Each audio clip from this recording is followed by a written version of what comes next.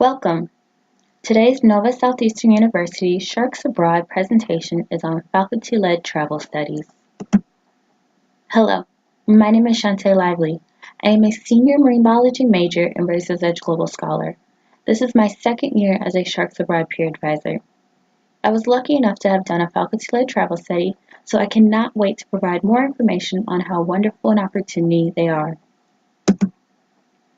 For this presentation, I'm going to go over 6 main themes: the different education abroad forms, what is faculty-led travel study, pros and cons of faculty-led travel, different options, my specific story, and how to get started. Education abroad forms. There are 8 fun forms of education abroad. Study abroad. This is when you go to a host university in another country and take courses. NSU service trips. A good example is the Sharks in Service or SAS International Service Trips. Medical missions and fellowships. For example, the Atlantis Medical Fellowship. International research opportunities. International internships. International service learning. Virtual options. Due to COVID-19, many program providers offer virtual study abroad and/or internship options. And lastly, faculty-led travel study. So what is it? Faculty-led travel study is when you are enrolled in an NSU course with a travel study component and earn NSU credit. You are able to earn up to 1 Excel credit. The travel is usually between 1 to 2 weeks long and occurs during one of the breaks, winter, spring, or summer. You travel with your professor and peers to a range of different locations and for many academic and cultural activities. Now, let's discuss the pros and cons of doing a faculty-led travel study. The pros are that it's easy to fit faculty-led into most students' academic plans. Trip activities are supplemental to what was learned in class, a form of experiential learning. And it's good for new travelers as all arrangements are made by faculty and travel is made with the entire class.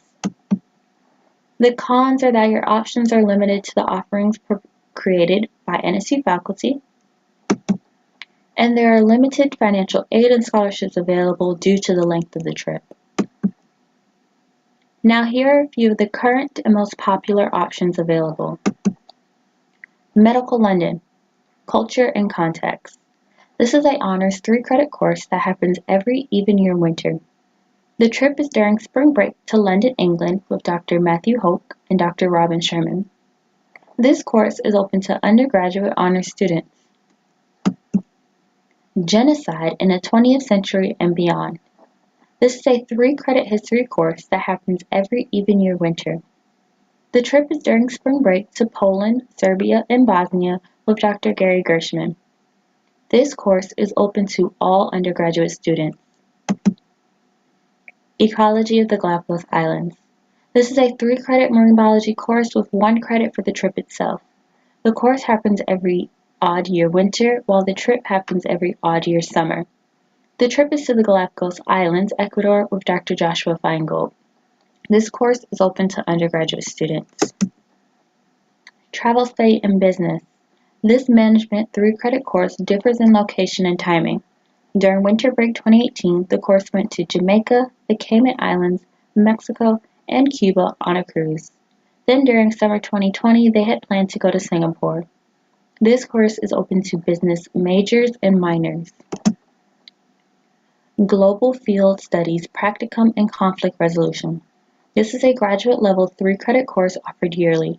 The trip is to Ecuador with Dr. Elena Bastidas. The course is open to all graduate students. A few other course listings are the Fischler Academy's Spring Break Trip, open to their Year 2 cohorts. Biodiversity of Alaskan Ecosystems to Alaska, open to all undergraduates. And Island Biodiversity to Hawaii is open to all undergraduates.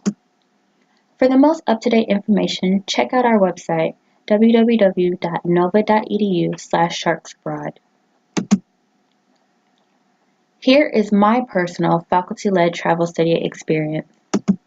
with lots of sophisticated pictures. The faculty-led travel study I did was with my Survey Marine Mammals course to Seattle and Vancouver, Canada. Let me break it down for you. Survey Marine Mammals is a 3-credit field elective course with an optional trip hosted by Dr. Amy Hirons. This course happens every winter odd year. I took the course in the winter 2019 semester of my sophomore year. The trip occurred during that spring break from Friday, March 1st to Sunday, March 10th. The cost of the trip is external to the amount you pay for tuition, so I paid $1,800. That cost included the airfare to our locations, housing, transportation, and our first meal together as a class. I estimate that I paid around an extra $300 for my other meals, passport renewal, travel insurance, and any souvenirs I got. The timeline for my trip went like so. On March 1st, I made sure I had finished all my midterms, turned in any papers, and packed my bags. One of my friends dropped me off at the airport where my classmates and I got on a flight to Seattle. From March 2nd through the 9th, we embarked on adventures and activities that were amazing as well as tiring. I will get to that in a few. Then on March 10th, our class arrived back at Fort Lauderdale Airport, where once I got back to the dorms, I slept for the rest of the day. Here is our official itinerary for that week. In a nutshell, it was a jam-packed 10 days of activities that I would never take back. In Seattle, Washington, our 3 main stops were Pike's Place Market, which is the location of the first Starbucks, and the Seattle Aquarium. That night, our class had a seafood dinner, and I tried oysters for the first time. The class hiked to Lake Push Second Beach, which is part of the Olympic National Park. It was a lovely walk through the forest before we got to the beach. The tour of the NASA Seattle Center was enlightening to meet NASA scientists and see a few of their labs.